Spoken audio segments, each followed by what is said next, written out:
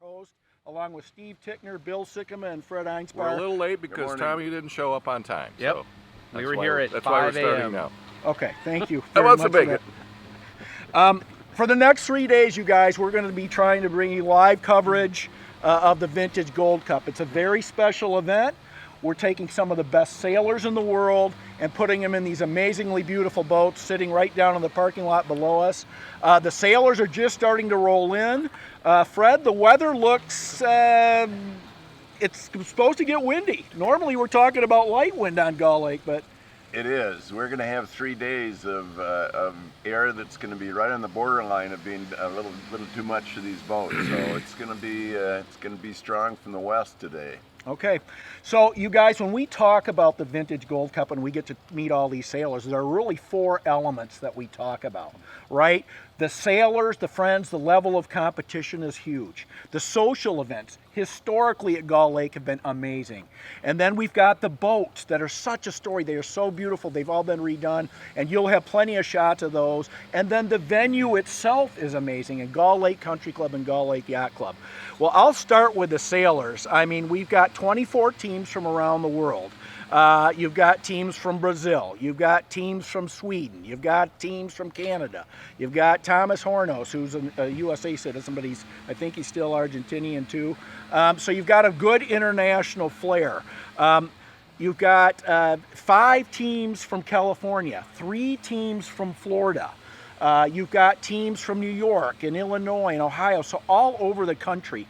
And really what makes this amazing is, the level of the competition. So there's actually 6 former world champions here. That includes Mark Reynolds, Paul Kayard, Ross McDonald, George Szabo, John McCausland, and Lars Grail. So right there, I mean, you've got 6 world championships in a fleet of 24. I was looking at the world's finishes in Marblehead that just took place, and we've got like six of the top 20 are sailing here. Wow. So that just tells you the level of competition. Steve, they had to push this regatta back into the fall a little bit because of the Worlds, but October sailing here is actually pretty good. Yeah, historically we've had some cool regattas. I remember in high school we had a lightning regatta here in October, and it was like 80 degrees. So, yeah. It never disappoints. A little chilly this morning. The bacon's cold, but it's still good. But we're good. Yep. We've got a good crew, good team, good everything. All right, good to go on Steve's end. When we talk about the social event, Steve, we've got a pretty packed, action-packed week planned. We were at Stoughton Bray last night. Yep. We did have some technology issues there. We're trying out some new stuff. So I think we got some stuff posted from the party, especially that speech from Don Parpet, which was amazing. But what else we've got going this week? Well, I think William Wallace was the hit of the party last night. Well, Not yeah, gonna lie. I don't see him around here yet this morning. I'm sure he's going to show up. He may be in battle. He was swinging weapons. He was. He had an axe. I was scared of that guy. But tonight we're going to be about 2.5 miles north of here at the Gilmore Car Museum. Cars, and more cars. It's going to be fun. I think there's going to be entertainment. Not sure. And I think we get to drive the cars. And we get to drive the cars. Hopefully it's not too cold and whatever oil they use in those old things doesn't seize up. But Last year every car I got into broke down. seems to The be. last one that broke down, it was the third one. Me and Ray are running away because we don't want to be associated with it'll it. blow up. Literally, stop running. We're running. The third one, we're running. We're like, okay, let's get out of here. Well, we're banned from there. It's going to be a good time. The food last night was awesome. Yep. Not sure what they're serving tonight, but it'll be great. Okay. Billy, we're talking about boats too. The magic of this event are these old boats, all vintage boats, all built between really in the 50s and the 60s, but the earliest boat I think was built in 1932. Yeah. Which is pretty amazing, and of course, John takes care of these and rebuilds them all. But the oldest boat is from 1932, hull number 924, and that's being sailed by Mike Hecky and our own local Michael Brundage as crew. So that he's going to have a blast out there, and hopefully it doesn't get too windy for that boat. Yeah. The newest boat, Is that the one that has a wood mast? Who is it? I think there's 2 that have wood Okay. masts here. But the newest boat is actually from 1973, hull number 05, which is a Duplin, and sailed by Lars and Iso. So they're gonna do really well out there. Yeah. That's a good team. I think that's that's a amazing. very good team. Of course, a former world champion there with a good crew, so that they will be fun to watch. And when we were going through the boats, it's interesting how the old Greenwich companies got 9 and Lippincotts got 8. So that rivalry is going to continue. And we're going to try to bring you we're going to give you updates in the racing and how different Team Lippincott might be doing or Team Old Greenwich. So, and of course the Greenwich boats were all, those were Skip Etchell's designs. We have 2 that are built, and as I said last night, those are going to be V-Stars for Vandermolen Stars now. Those, since he's recreated them. John has gone through them. They are now V-Stars. Okay, V-Stars.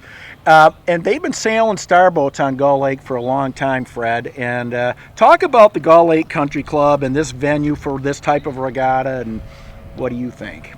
Well, the starboats have been the major fleet that's survived almost since the beginning of the Yacht Club, which was in 1926. And the Star Fleet here was chartered in the 30s, so it's been over 90 years that stars have been sailing on this lake. So there's quite a tradition in families and other individuals. Your grandfather sailed stars on this He boat. did. He sure did. So it's a big deal. And the Yacht Club has been focused on one design racing since its inception. When it started, actually included power boats. They raced power boats in this lake for a number of years. So quite a tradition. The lake itself, the competitors are going to be trying to discover the secrets of this lake. All inland lakes have shore effects. Gull Lake is just a little over a mile wide, so there are going to be marks near the shore. Particularly, we have a west wind today that may back a little.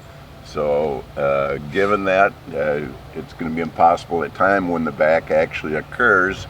But if someone gets their port tack out of the way going upwind first, they're gonna get a big left-hander and get a big lift on the other tack going up the port. Yeah, I think it's with this wind and this pressure, it's going to be very fun racing, very even racing.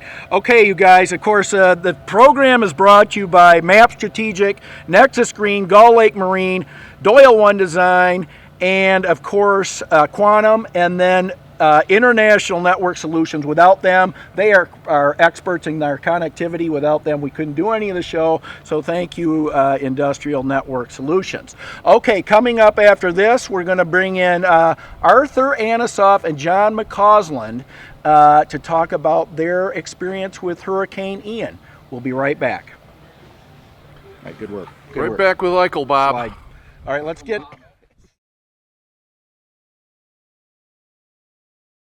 Okay, back with Vintage Gold Cup Live. Steve Tickner along with Arthur Anisoff and John McCausland.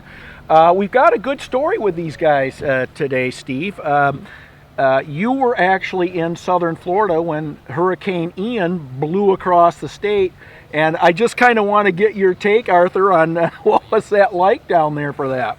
Well, I was with the boat at the shop. That's where I have to be. And for about 3 days, I didn't believe that hurricane will go our way. I guess denial was going on for a long time. Yeah. So I kept, the original track was more like closer to Panhandle. Then it started to move down kind of towards to St. Pete. And even if it would go through St. Pete, wouldn't be a problem for us. So I keep pushing hurricane away until it definitely was going our way. And So- John, this was one of your first hurricanes. Can you talk about the wind and what was all that like for you? Well, we're new residents to Florida. We've been there a couple of years. We haven't had any storms of any size at all. So, as Arthur said, Ian was coming. We knew we were trying to get prepared. We knew it was going to pass and go north of us, so we're hunkering down at our house.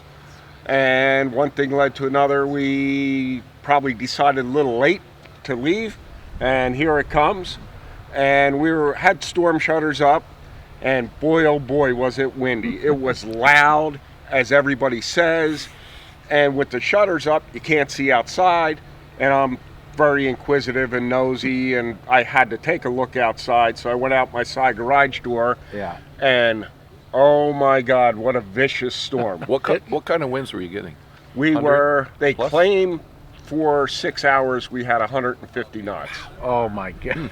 I wouldn't even know what that felt like. It was impressive. And and both of you survived it, thankfully. I know I was texting. I was going to text you. I'm thinking, why am I doing this? That's just dumb. But then when you got plugged back in down there, you had Yeah. multiple texts, both of you guys. Absolutely. And Yeah, it we was- lost power for like 30 hours. You guys Yeah, lost we power had for a week. we had right? power.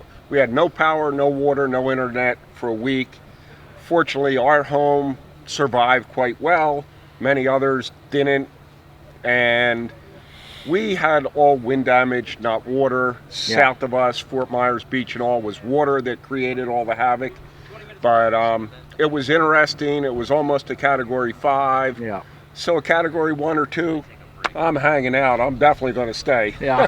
Until it changes. Right. All right, you guys. Well, thanks for joining Vintage Gold Cup Live. I know you've got a lot to do. Good luck in the racing. Thank you. And we'll see you probably when you get to shore this afternoon. Thank you. Thank you very Okay, much. guys. Thanks Good for fun, coming. guys. All Good right, have luck. some All bacon.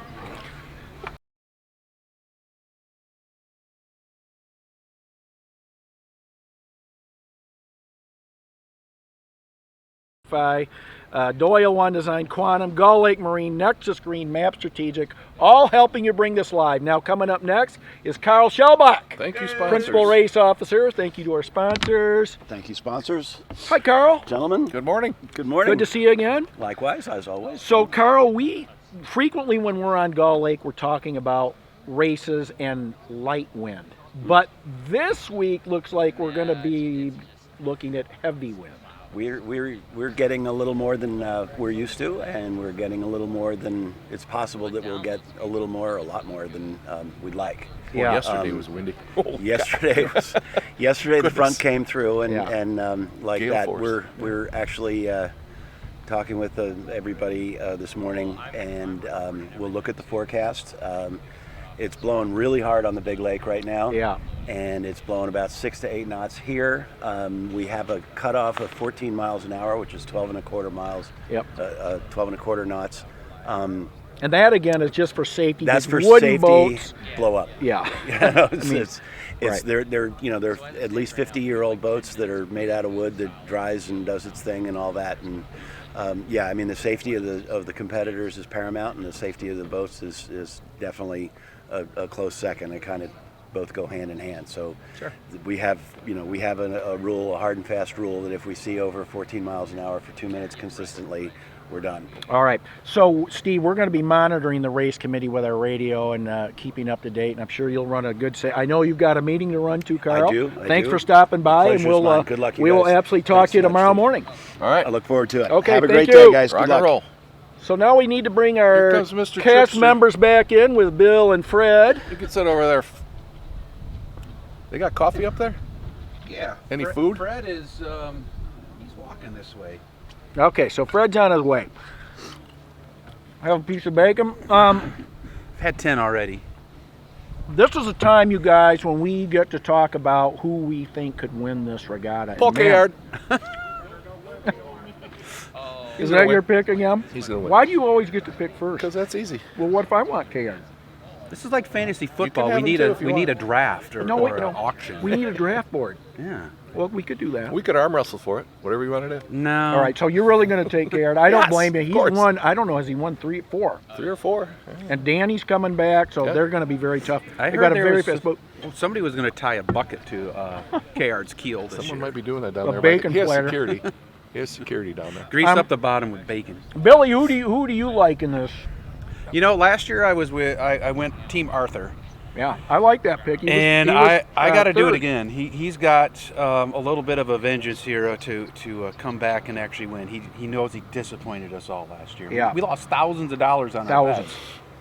So, Well, I will tell you, I'm gonna go out on a little bit of a limb here and take Jim and Charlie Buckingham in the Ferrari boat.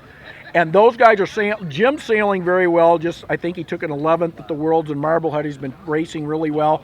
And I just think with Charlie on the boat, they're going to have that boat super dialed in, and so I'm going to take them. Not sure who Fred's going to take, but he's not here to eat the bacon with us. We can report that later. Did you see the jib that your brother put in that boat? Are you sure you want to take that bet? Uh-uh. Oh, okay. Is it a 210 jib? Those are smaller than the Star Jibs. And of course, Steve, you are now a 4-time 210 national champion. Congratulations on that. As you and you as well. Yeah, thank you.